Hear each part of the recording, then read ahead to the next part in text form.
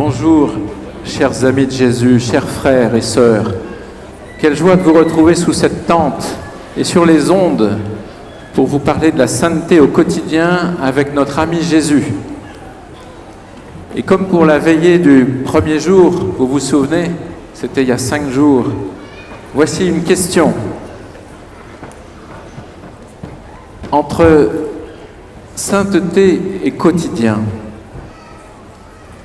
le mot important pour moi, en vérité, c'est, alors ça va venir, bras droit, sainteté, bras gauche, quotidien, sainteté et quotidien, les deux bras. Je ne vais pas vous le donner. Oh là, mais si, vous le faites déjà. Alors, bras droit, ceux qui pensent que c'est sainteté. Bras gauche, ceux qui pensent que c'est quotidien. Et les deux bras, ceux qui pensent que c'est sainteté quotidien. C'est bien ce que je pensais, il n'y a pas besoin de faire d'enseignement alors. Voilà. En fait, c'est une question qui est juste là pour poser le titre de cet enseignement et en même temps, peut-être qu'il y a une petite tension quand même. Les deux bras, c'est pas si simple de les lever. Associer sainteté et quotidien, est-ce qu'on a vraiment ce désir tous les jours? Alors on va regarder ça pendant tout ce temps ensemble. C'est quoi sainteté au quotidien? Alors, quand nos frères et sœurs de l'équipe d'animation nous ont demandé de faire cet enseignement, je vais vous avouer que j'étais avachie dans mon canapé à regarder le 3e épisode d'une série passionnante après une journée de travail chargée. Et alors, ça a fait à peu près cela pour moi. Ça marche pas la zapette? Voilà.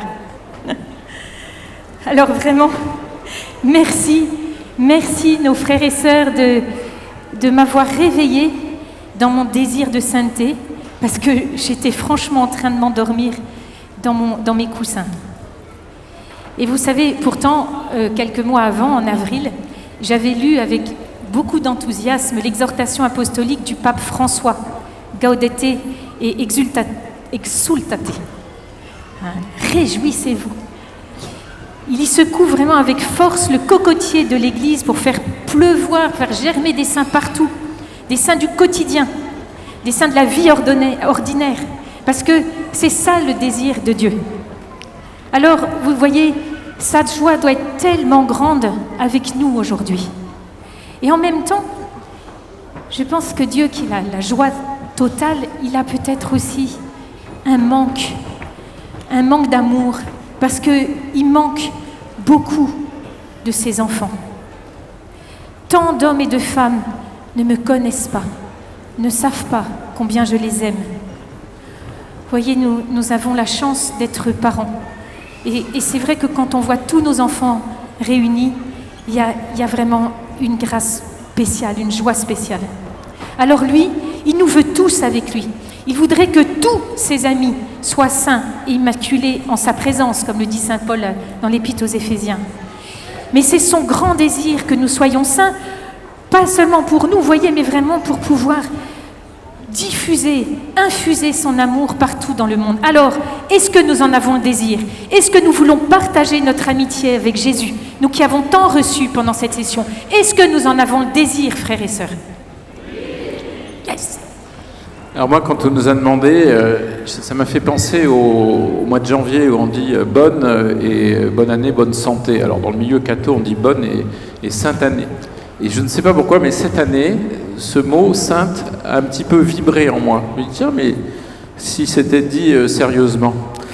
Et puis quand on a vu l'exhortation sortir, je l'ai téléchargée. Et puis dans ma prière du matin, là, pendant une semaine, j'ai stabiloté. Et j'ai stabiloté la moitié de l'exhortation. Ça m'arrive jamais, ça, de faire ce travail-là. Donc, quand on nous a appelés, et puis pour nous demander, vous avez un truc à faire, on n'avait pas de raison de dire non. Alors, on se dit peut-être, devenir saint, super, mais alors voilà, c'est pas pour moi. Peut-être pour mon voisin de droite ou mon voisin de gauche qui a l'air tellement pieux, tellement aimable, généreux, et puis missionnaire, vraiment missionnaire. Eh bien non, c'est aussi pour moi, c'est aussi pour toi, c'est aussi pour mon collègue de bureau, c'est aussi pour mes enfants, c'est aussi pour mon ennemi aussi. C'est cette personne que j'ai du mal à aimer. Lui aussi, il est appelé à être saint. Avec mes défauts, avec mon sale caractère, ma situation de vie plus ou moins bancale, avec mes échecs, et puis aussi si je suis beau, riche et intelligent, hein, tous, c'est pour nous tous ensemble. C'est un peu comme sur le tableau de l'appel de Matthieu par ce peintre extraordinaire, le Caravage. Alors, ce tableau évoque, je ne sais pas, j'espère que vous le voyez bien, il évoque ce passage de l'Évangile selon saint Marc qui dit, chapitre 2, verset 14, en passant, Jésus, en passant comme ça, Jésus vit Lévi, fils d'Alphée, assis au bureau de la douane, et il lui dit « Suis-moi ». Et alors, fils d'Alphée, vous voyez, on est tous fils dans notre génération, dans notre histoire. Et alors, on voit Matthieu tellement étonné d'être appelé par Jésus, lui le collecteur d'impôts, pas forcément très clean, hein, ni très aimé des autres. Et alors, ce qui est beau, c'est que la scène se déroule dans le bureau de Matthieu. Hein, là, il est surpris dans son boulot de tous les jours. Et on voit, est-ce que vous voyez bien sur le... Voilà. On voit deux groupes de personnages qui se distinguent par leurs vêtements. À droite, il y a le Christ et Saint-Pierre qui sont habillés comme à leur époque, hein, comme au temps du Christ. Et puis à gauche, autour de Saint Matthieu, il y a des gens qui sont vêtus comme les contemporains du peintre. Et vous voyez bien le tableau, hein, on ne voit pas très bien. Alors on va le rendre un peu plus actuel là. Alors, vous voyez, voilà. Voilà. Alors, merci à notre frère Louis qui a fait le montage. Ben oui, voilà, vous voyez, c'est bien nous dont l'Église a besoin aujourd'hui. C'est bien nous que le Seigneur appelle. Mais ce tableau nous met dans un certain suspense. Il nous met au moment où Matthieu ne s'est pas encore levé. La suite de l'Évangile dira « Et se levant, il le suivit ». Mais là, on est avant ça. Alors, moi, est-ce que je vais me lever pour suivre Jésus ? Alors un appel, parce que le nouveau Matthieu qu'on voit là sur la photo, on ne connaît pas son prénom. On a fait le montage hier dans le self. Donc Matthieu de la tente du self, est-ce que tu es là ? Est-ce que tu peux te lever ? Alors voilà un des Matthieu, il y avait un autre Matthieu. Il est où l'autre Matthieu ? Non, c'est pas l'autre Matthieu. Il n'est pas là l'autre Matthieu. Ou là-bas au fond, non ? Oui, viens Matthieu.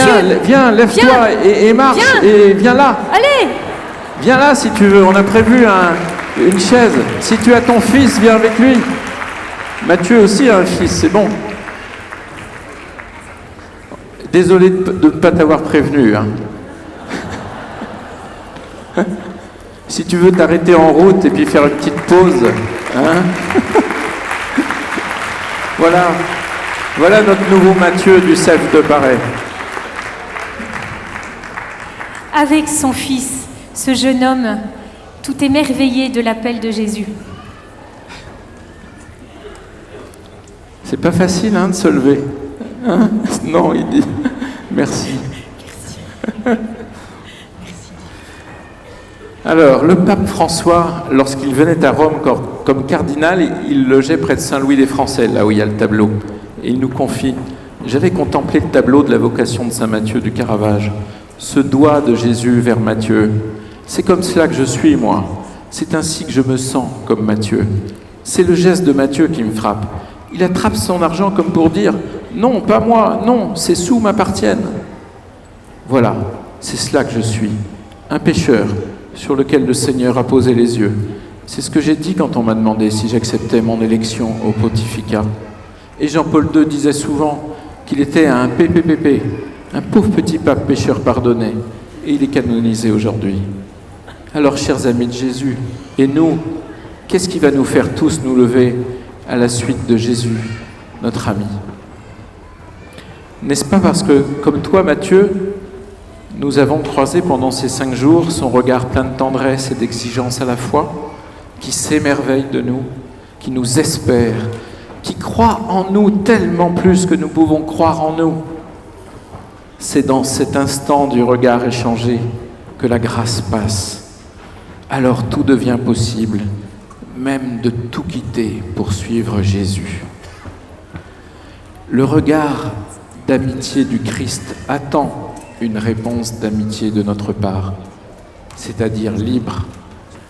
Le jour où Marie a dit oui, Dieu lui-même était suspendu à ses lèvres. Comme notre Dieu est humble de respecter ainsi notre liberté. À quelle dignité tu nous élèves, Seigneur, vis-à-vis, ami co-créateur avec toi.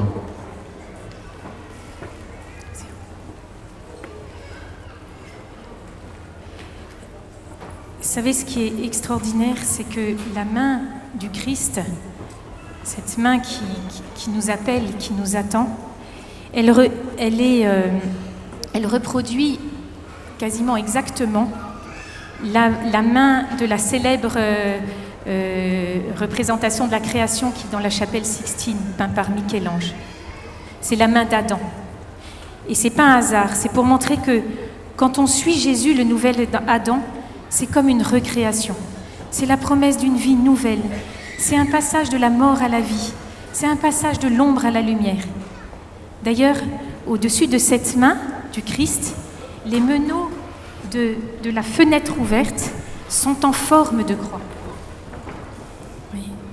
Annonçant que c'est par la mort et la résurrection du Christ, par son corps transpercé qui ne peut contenir les flots de son amour, comme Jésus l'a dit à Sainte Marguerite Marie, son amour pour toi, pour nous en particulier, que nous sommes recréés.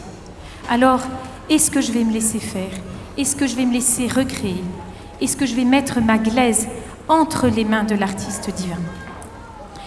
Et on voit devant Jésus, au premier plan, l'apôtre Pierre. Pardon, j'ai tout mis en désordre. Voilà, me laisser recréer par l'artiste divin, par le potier. Alors on voit au premier plan l'apôtre Pierre devant Jésus, vous voyez, qui répète timidement, comme à l'échelle humaine, le geste de Jésus. Et lui aussi appelle Matthieu, comme un ami au nom de l'Église. Chers amis de Jésus, sur notre chemin de sainteté, l'Église nous accueille, chacun comme nous sommes. Elle nous encourage. Puisons toujours à préparer dans les sacrements la force d'avancer. Vous savez, on a la grâce énorme d'avoir un fils prêtre. Et la semaine dernière, il célébrait dans la montagne l'Eucharistie devant sa sœur qui allaitait notre dernière petite fille. Et son homélie m'a tellement touchée. Il disait, Dieu, c'est comme Dieu. Dieu nous allaite tendrement par cette Eucharistie, par tous les sacrements que célèbre l'Église. Tout notre être, notre cœur, notre corps sont traversés, nourris, guéris, consolés. Alors, c'est tout simple, dit le pape François.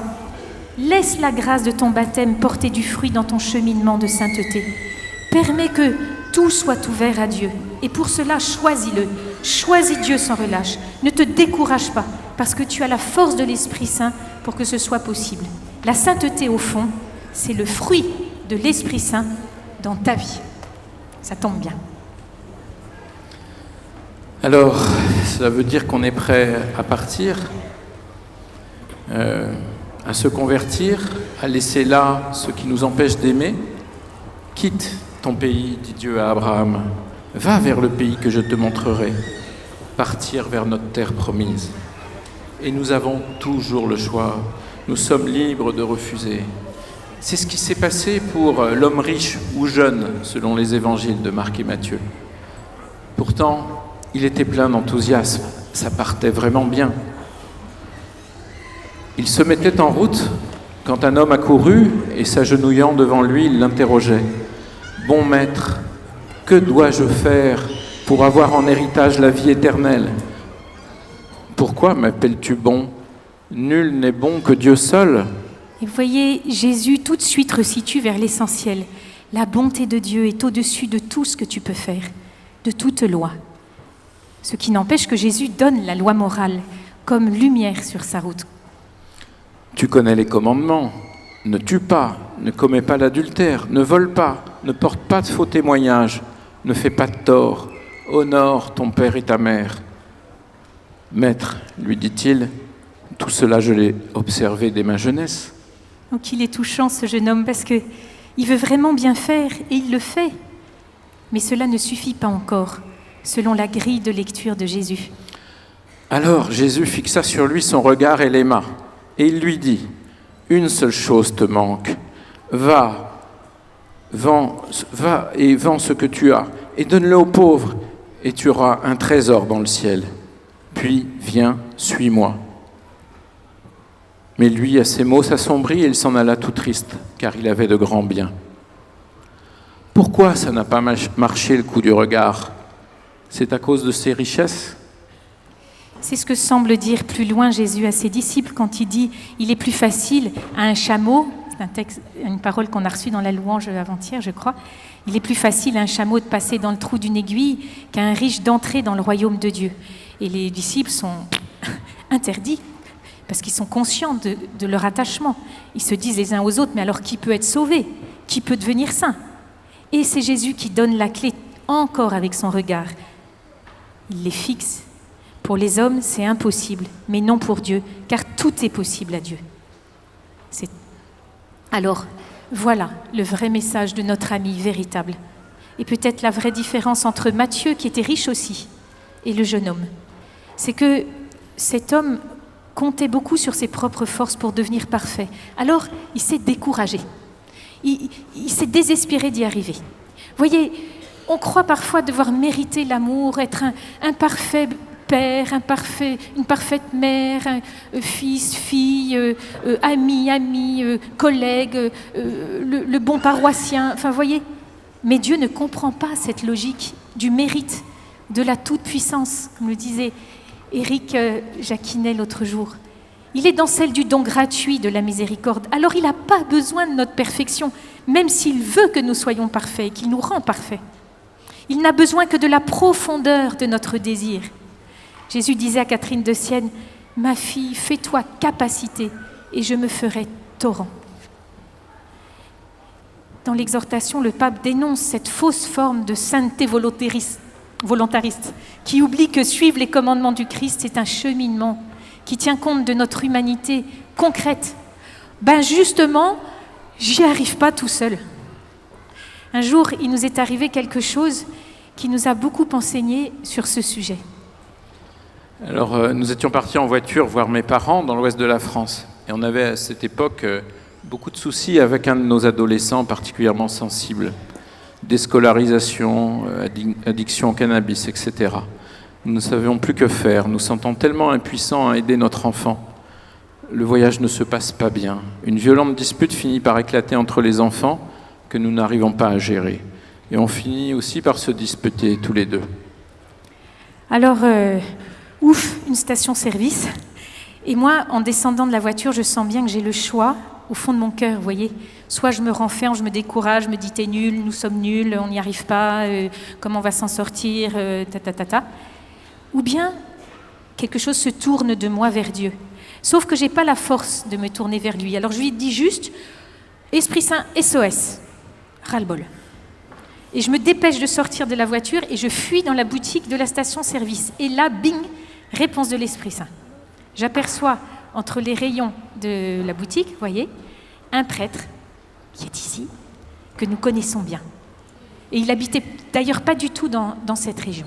Et j'étais tellement peu surprise et pas du tout présentable, vous voyez, intérieurement, que je me suis cachée. Puis j'ai vu que Emmanuel discutait avec lui, alors je me suis approchée. Et puis alors, là, vous voyez, c'était beau parce qu'il nous a fait le coup du regard de Jésus. Alors, vous voyez, bienveillant, souriant. Et puis il me dit, si je comprends bien, c'est chaud. Je dis, bah oui, c'est chaud. Alors il m'a dit 3 choses et ça s'est gravé, vous voyez, là. Il m'a dit des choses que Pierre Goursat, notre fondateur de la communauté de l'Emmanuel, lui avait dit aussi. La première chose, quand le toto, comprendre le malin, celui qui met des bâtons dans les roues du plan de Dieu, Quand le Toto lance des projectiles, et visiblement il aime bien attaquer les familles et tout, eh bien il n'y a pas d'autre solution que de se baisser. Autrement dit, humilité. Deuxième chose, faites dire des messes pour vos enfants. Jésus est plus fort que tout le mal. Troisième chose, pas de découragement, mais espérance, espérance, espérance. Et alors, Saint Claude nous dit, le plus grand mal, c'est le désespoir.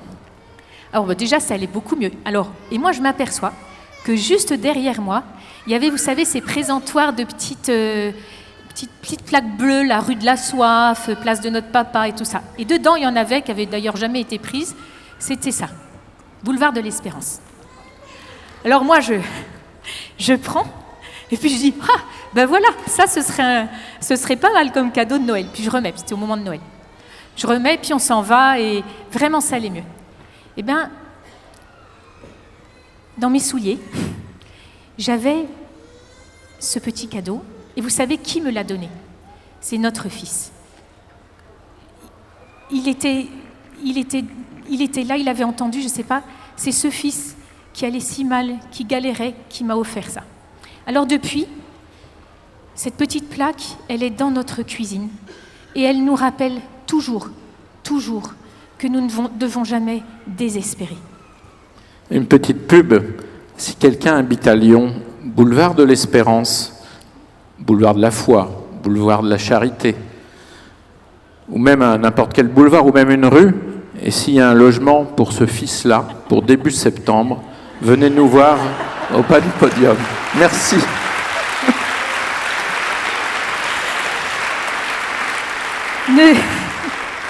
Ne jamais désespérer, quelle que soit la situation. Bien sûr, il y a des soucis dans notre vie. Bien sûr que nous avons tellement de faiblesses. Mais alors, quand on est dans l'espérance, on n'a plus peur. On ne le laisse pas nous mener par le bout du nez. On ne les laisse pas tuer notre espérance. Parce qu'on sait que le Seigneur, il peut prendre le volant de notre vie, la clé de notre logement.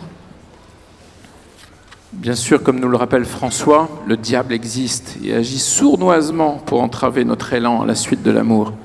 Il cherche à nous décourager.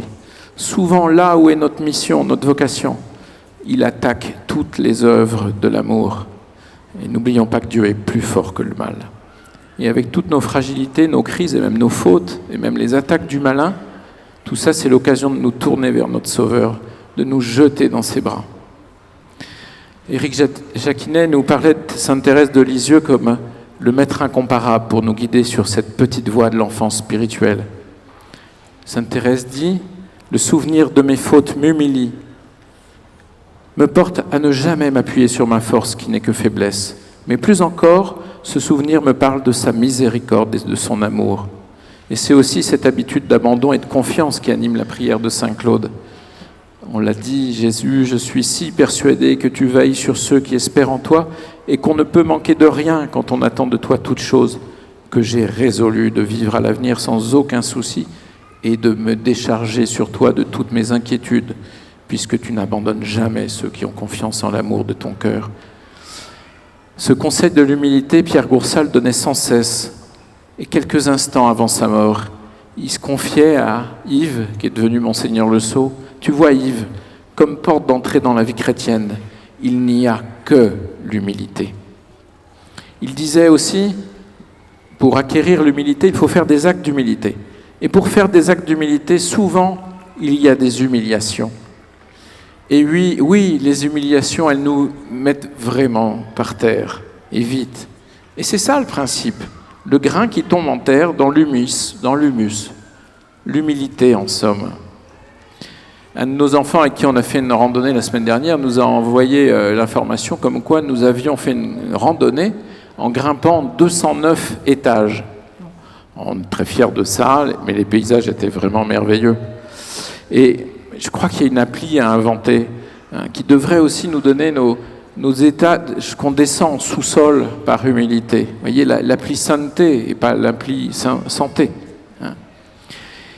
D'ici ce soir, demandons au Seigneur de nous exercer à accepter une toute petite humiliation.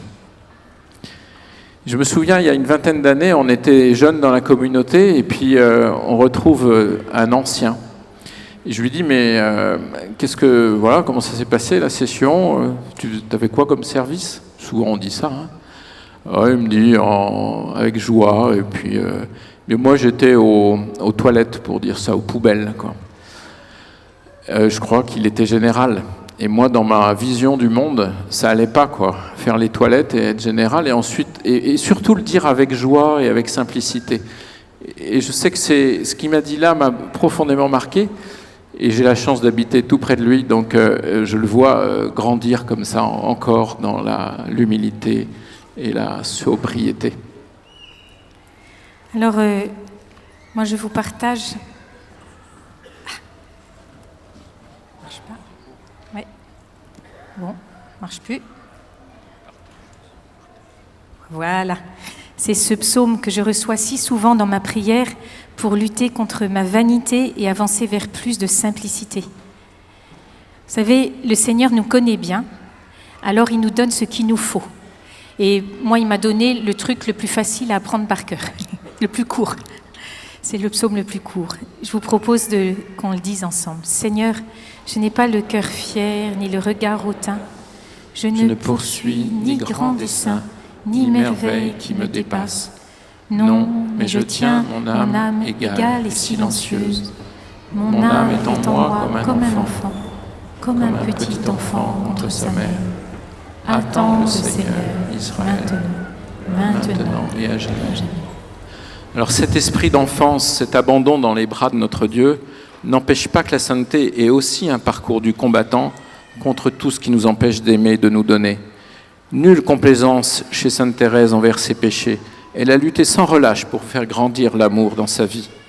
Pierre Goursat, encore lui, il nous inspire pas mal, on s'en rend compte.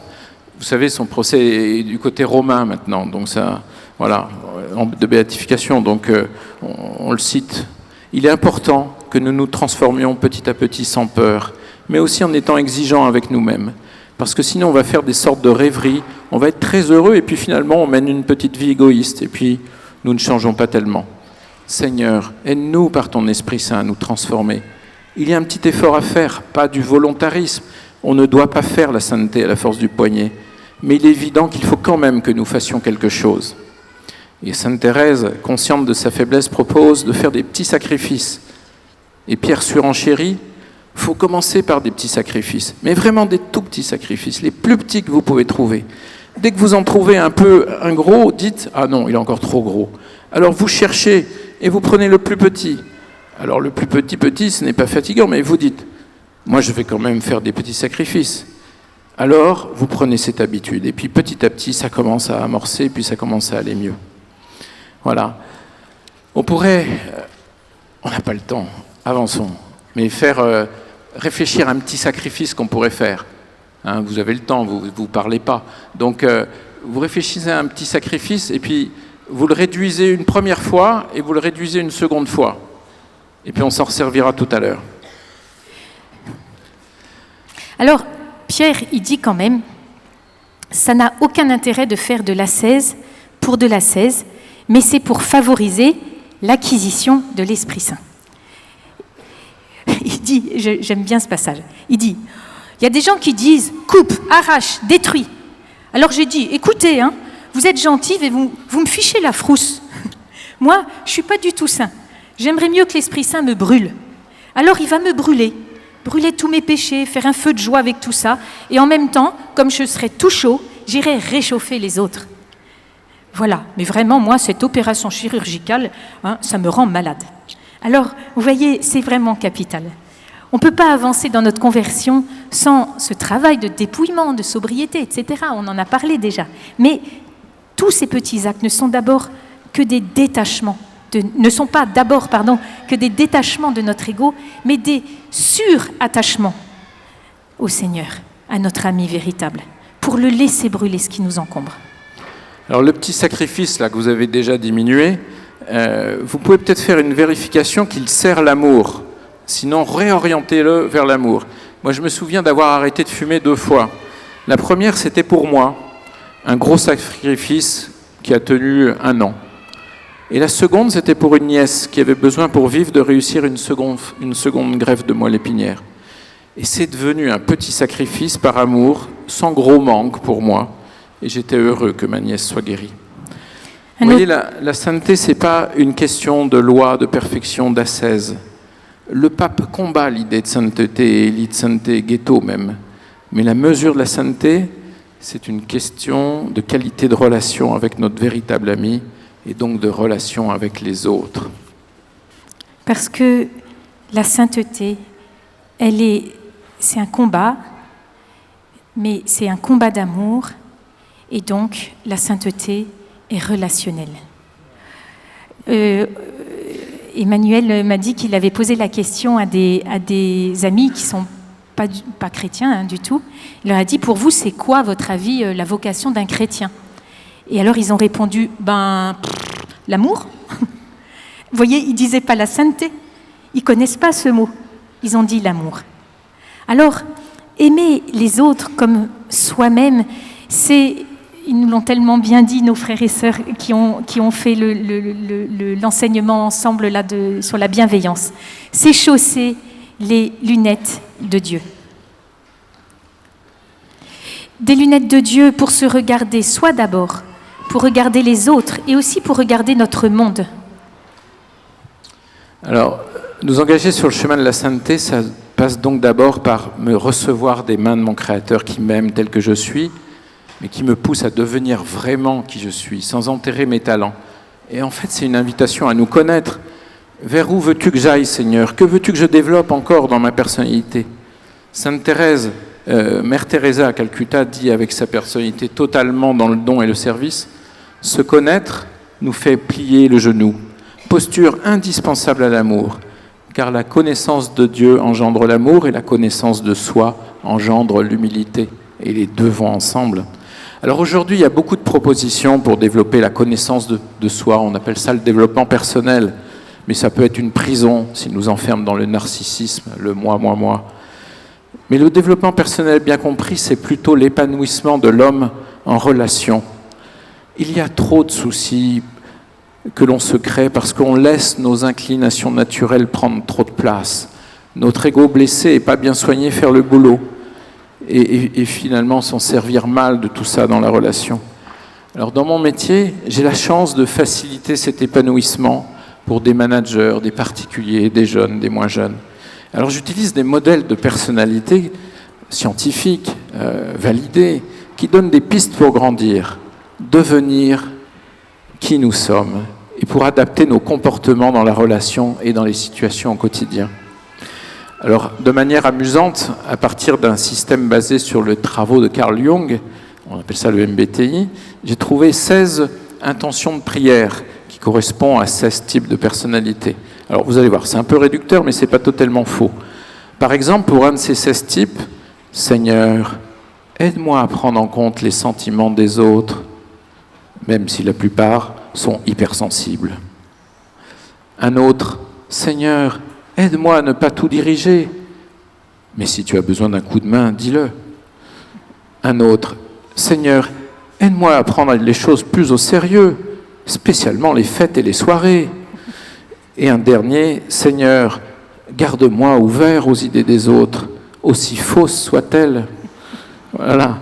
Et j'ai même retrouvé celle d'Éric qui nous disait il y a 2 jours, « Seigneur, accorde-moi la patience, mais tout de suite. » Vous voyez comment les excès sont bien repérés et on peut aller beaucoup plus loin dans ce domaine et béquiller ainsi notre chemin de sainteté. Avec un groupe de catholiques qui s'appelle Enea 4, prêtres religieux et laïcs, depuis quelques années, on cherche à faire connaître un chemin de développement. Ça s'appelle l'énéagramme. C'est un système de personnalité dit psycho-spirituel et qui est très ancien et universel. Comme disait Monseigneur Lebrun, évêque de Saint-Étienne en 2013, en conclusion d'une rencontre de plus de 1000 personnes, « Je ne bénis pas l'énéagramme, vous le comprendrez aisément. En revanche, je bénis ceux qui en font et qui le font connaître. Il est important de prendre des chemins conformes à l'anthropologie chrétienne et de les emprunter avec des bons professionnels ayant une forte déontologie. Tout bon outil peut être mal transmis. Il y a encore d'autres outils qui peuvent nous épanouir. Je pense à tout ce qui se rapporte à l'analyse transactionnelle, dont l'exemple du triangle de Karpman pris par Éric Jacquinet, vendredi, fait partie. Et puis il y en a encore des plus simples de systèmes qui vont donner des pistes pour bien choisir son métier, son environnement de travail, pour être dans le bon jus au quotidien, plus apte à faire fructifier nos talents et à répandre la bienveillance. Voilà, et c'est aussi applicable avec des adolescents, mais avec de la déontologie, de l'amour ajusté, je dirais, pour préserver la liberté de choisir. Sainte Thérèse d'Avila résume la connaissance de soi, sous le regard de Dieu, et le mets délicat avec lequel il faut prendre tous les autres. Et de même que nous avons le commandement « Tu aimeras ton prochain comme toi-même », on peut dire qu'un des moyens pour y arriver est « Tu chercheras à connaître ton prochain comme toi-même ». Alors, comprenons bien, ceci est primordial, en respectant toujours la part de mystère de moi et de l'autre, qui n'appartient qu'à Dieu. On ne peut pas prendre l'autre, le connaître tout à fait, et on ne peut pas se connaître tout à fait nous-mêmes. Il ne s'agit pas de saisir l'autre, de le contrôler, mais de dessiner toujours plus finement la frontière qui nous sépare et nous unit à la fois à l'autre.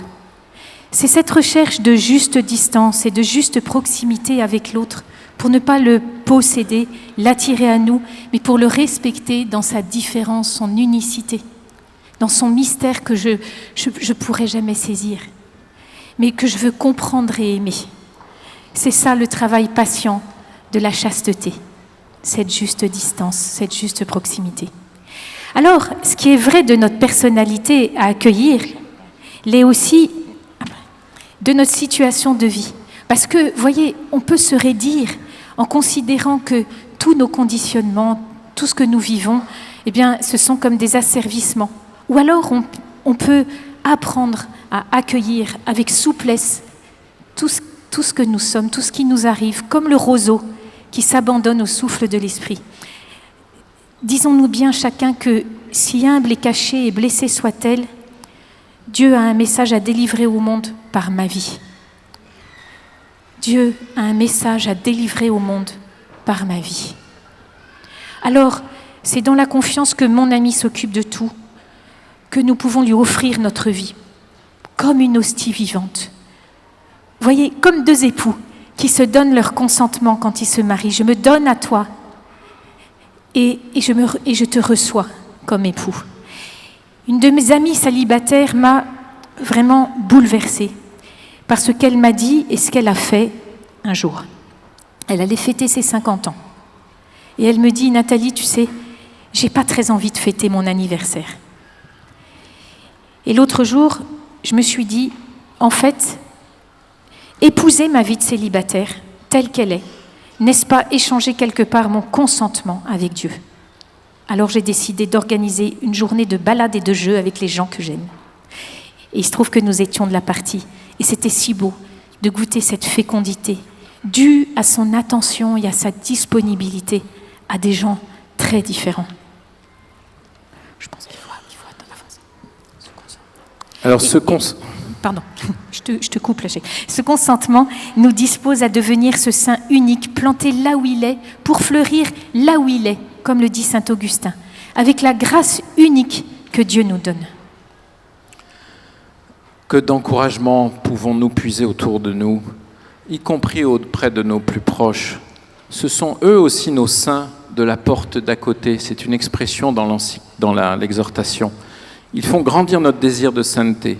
Sachons les reconnaître. Et puis, vous savez, ça rend aussi les relations tellement plus agréables de porter sur nos amis, nos frères en paroisse, en communauté, nos parents, nos enfants, ce regard positif. Alors, pour illustrer cela, on vous propose de vous lever. Et on va vous apprendre une petite chanson. Vous n'êtes pas obligé de vous lever. Si vous êtes fatigué, vous ne pouvez pas vous lever. Alors, écoutez bien. Attends, je le mets là. Hop, voilà. Alors, moi je suis unique, je suis magnifique. Il n'y a que moi comme moi. Toi, tu es unique, tu es magnifique. Il n'y a que toi comme toi. Alors, on va reprendre cette chanson Et je vous propose que quand vous dites « toi tu es unique », vous vous tournez vers votre voisin. Et puis vous allez le chanter plusieurs fois et vous changez de voisin. Et à chaque fois, vous vous mettez en binôme comme ça, en vous regardant bien dans les yeux. On y va ? Moi je suis unique, tu es magnifique, il n'y a que moi comme moi. Toi tu es unique, tu es magnifique, il n'y a que toi comme toi. Plus vite, plus vite. Moi je suis unique, je suis magnifique, il n'y a que moi comme moi. Toi tu es unique, tu es magnifique, il n'y a que toi comme toi. Encore plus vite. Moi je suis unique, je suis magnifique, il n'y a que moi comme moi. Toi tu es unique, tu es magnifique, il n'y a que toi comme toi. Voilà, bravo.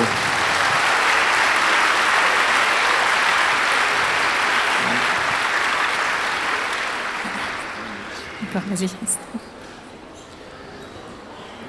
voyez, c'est proche autour de nous. Le pape François, c'est proche. Ces saints de la porte de d'à côté, il appelle aussi la classe moyenne de la sainteté. Vous voyez, c'est large, ce segment de population en France, mais dans beaucoup de pays, c'est un segment large. Mais c'est aussi un courant invisible dont aucun livre d'histoire ne parle, même en dehors de l'Église catholique. L'Esprit souffle où il veut. Alors, demandons à Dieu qui a tant aimé le monde, qu'il l'a créé et qu'il a envoyé son Fils pour le sauver. Demandons-lui son regard, aussi ses lunettes de bienveillance sur le monde. Évidemment, il ne s'agit pas d'être bisounours. Combattons de toutes nos forces contre la culture de mort qui l'abîme, mais sachons voir aussi tous les germes de vie, de bon sens que sèment bien des hommes de bonne volonté partout et dans tous les domaines de la vie publique, sociale et politique. Dans le livre qu'on vous a présenté tout à l'heure de Laurent Landette, notre précédent modérateur, il a dû mettre, il n'y a pas longtemps, un jour, ces deux aînés dans un institut spécialisé pour handicapés. Et il nous dit, je tiens à dire que nous avons été édifiés par tous ces éducateurs et enseignants spécialisés, souvent non-croyants, mais qui témoignent de tant d'amour et de patience pour les personnes en situation de fragilité. Il y a parmi eux beaucoup de saints qui s'ignorent. Quelle chance on a de vivre notre session aux côtés du rocher des chrétiens d'Orient, qui révèle ce défi de la rencontre sans fuir les vraies questions. Merci Isabelle et Pierre, nos chers amis, chers frères, d'avoir si bien montré en acte le fruit d'un tel dialogue, de telles rencontres qui moi aussi me touchent tellement parce que j'ai la chance de servir, plutôt d'être servie au Rocher des Mureaux en tant que bénévole depuis 7 ans. J'y vais une fois par semaine, c'est pas grand-chose, mais le matin, même pas tout à fait. Le matin, je vis l'amitié avec toutes ces femmes, pour la plupart musulmanes, ces familles. Et l'après-midi, je travaille aussi en tant que conseillère conjugale dans un centre de santé pluridisciplinaire, dans un cadre très attaché à la laïcité. Et je comprends de plus en plus que vivre mon amitié avec Jésus, c'est partager avec tous, ce qui donne sens à notre vie. Nos blessures, nos difficultés, mais aussi nos espérances, notre espérance. Oui. Vous voyez, il y a une sainte que j'aime beaucoup, qui vit sa foi dans un monde pluraliste, c'est Madeleine Delbrel. Et elle exerce son métier d'assistante sociale et voilà, elle est toujours en dialogue avec des gens très différents. Et elle milite pour que les chrétiens s'ouvrent à un dialogue constructif avec des personnes qui ne partagent pas nos idées. Elle dit qu'il faut supprimer le ghetto paroissial et se mêler aux hommes.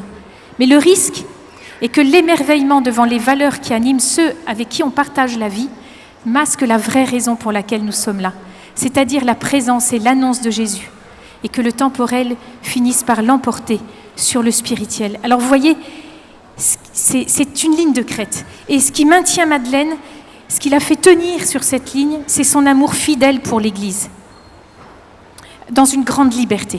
Alors, chers frères et sœurs, demandons de tout notre cœur ce sens viscéral de l'Église qui nous garde tous dans l'unité, avec la diversité de la place que nous occupons dans notre monde. Pie XII disait « L'engagement politique est après le domaine religieux celui de la plus vaste charité ». Et le pape François nous y engage aussi dans son exhortation. Le monde de la politique est un monde de combat, de pouvoir, de compromis, parfois de compromission, de vice, mais aussi de service. C'est bien un lieu où les catholiques sont attendus et je crois très utiles. Éclairé ou malin, le président Macron en a même souhaité la présence lors d'un discours au Collège des Bernardins en avril. Et j'ai eu l'occasion de m'engager en politique à la suite d'un homme politique et catholique. C'était ici, au Forum Zaché en 2013. Son credo, ne pas critiquer les personnes, mais avancer avec compétence dans les projets. Et là, je vous assure que c'est un sacré challenge. Le chrétien n'a pas les mêmes armes en campagne électorale. Il a cependant la prière, l'adoration et l'Eucharistie, et je vous assure que ça se passe plutôt bien, malgré l'adversité. Et sous cette tente, il est évident que certains d'entre vous seront sollicités pour les prochaines échéances municipales ou autres. Vous pourrez aussi monter une liste si l'offre ne vous convient pas. C'est passionnant, cela fait sortir de notre bocal, découvrir notre ville, susciter des conversations et des engagements avec notre entourage, y compris nos enfants. Tous, nous pouvons prier et rencontrer les députés qui s'apprêtent à voter une nouvelle loi de bioéthique. Alors, très vite, on va vous passer 2 petits extraits de films pour nous encourager à poser sur le monde ce regard de bienveillance pour être des saints du quotidien, des saints de la vie ordinaire. Oh zut, je ne sais pas comment on fait.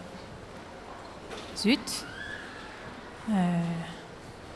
Bon. Comment on fait, Nathalie, ouais. c'est pas gênant, il nous reste 4 minutes. Bon, alors, il faut savoir lâcher les choses. Hein. Voilà, bon. Une petite humiliation. Hein. Dommage. Mais alors, moi, du coup, allez sur YouTube et regardez ce film de Madeleine Delbrel et cette prière « Nous autres gens des rues ». Alors, un autre... donc, demandons aussi cette grâce de l'émerveillement qui suspend la course fébrile, le rythme effréné, et nous introduit dans un espace de douceur qui prend son temps. Et demandons la grâce d'être fidèles à la prière, parce que c'est ça qui nous donne ce regard sur le monde, sur les autres, sur nous-mêmes. Laissons la voix de Dieu résonner dans notre vie. Il faut nous connecter toujours et partout et à tout moment à la profondeur de Dieu. On le sait, la prière, c'est un combat. C'est un rendez-vous à prendre chaque jour, à organiser dans son agenda pour recevoir notre nourriture quotidienne. Moi aussi, j'essaye de me lever plus tôt pour commencer ma journée par la prière. Et vous voyez, j'ai été tellement édifiée un jour par Aïcha, mon amie musulmane, qui me disait que toutes les nuits, elle mettait son réveil pour prier pour le monde. Vous voyez, elle est musulmane. Tous les hommes et les femmes de prière dans le monde. Alors, mais attention, le silence, la prière, la messe, tout ce dont nous nous nourrissons, cette connexion avec Dieu, ne doit pas devenir une fuite de la rencontre avec l'autre. Par exemple, prier, mépriser le service, chercher le repos par paresse et éviter de s'engager. Et l'autre jour, j'avais un grand désir d'aller à la messe et puis, en regardant l'agenda, je me suis rendu compte que je ne pourrais pas visiter ma cousine en EHPAD pendant longtemps. Et j'ai compris que Jésus me demandait d'aller plutôt passer un joyeux moment avec elle. Alors, voyez, sur le chemin de la sainteté, toute notre vie devient mission. Mais cette mission a 1000 couleurs, y compris celle du repos. Un saint, oui, ça se repose, ça s'amuse, ça se détend. Ouf! Alors, ce que François nous dit... Laisse-toi transformer, renouveler par l'Esprit pour que cela soit possible. Il l'accomplira même au milieu de tes erreurs et de tes mauvaises passes, pourvu que tu n'abandonnes pas le chemin de l'amour et que tu sois toujours ouvert à son action surnaturelle qui purifie et illumine. Alors là, c'était un autre extrait, mais je lâche encore, hein, où Pierre Goursat nous disait, voyez, adorer, prier, c'est mettre le feu au monde. Est-ce que nous voulons brûler? Est-ce que nous voulons brûler du feu de Dieu pour mettre le feu au monde? Allumons le feu! Allumons le feu! Feu. Eh oui, Johnny aurait aimé venir ici, je pense. Oui. Voilà. Alors, peut-être que c'est le moment de conclure.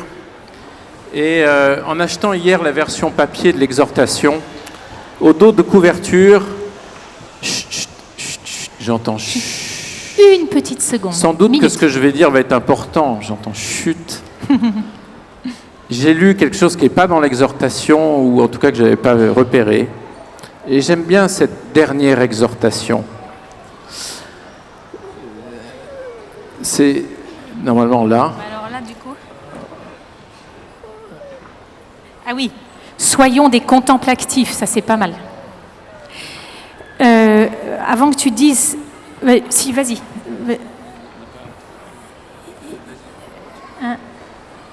En fait, il n'est pas imprimé, mais je vais la retrouver, parce que c'est vraiment important. L'encre est blanche, et ça c'est pour nous éviter de le dire, mais je vais le retrouver. Tu le retrouveras après dans le truc. Voilà,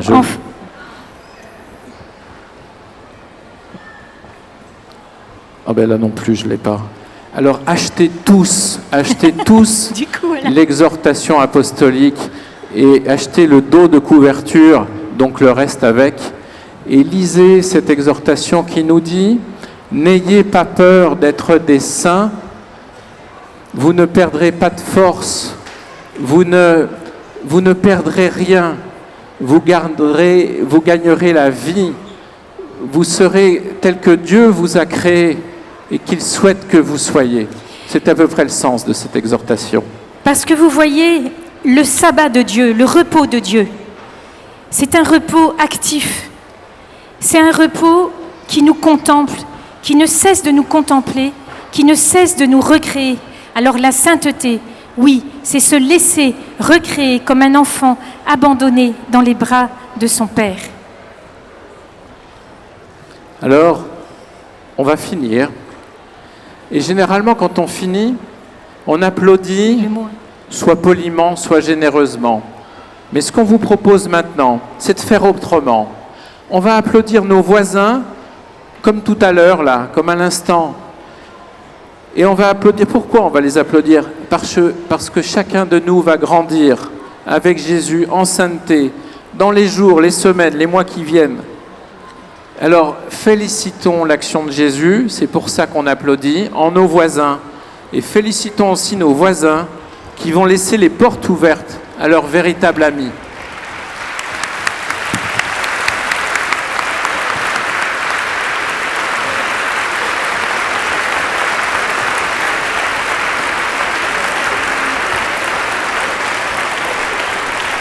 Merci à notre nouveau Mathieu du Self de Paray. Son vrai nom est Emmanuel. Je ne le savais pas. Alors le mot important pour moi en vérité, c'est quoi? C'est sainteté, c'est quotidien, c'est les deux. Allez, une hola et on dit, au moment où on lève les bras, on dit il est vivant. Et on va commencer par la gauche, on va aller par là et on va revenir par là. Ça marche? Allez, vous êtes prêts? Parti! Il est vivant! Alors, quand mon doigt passe là, on recommence.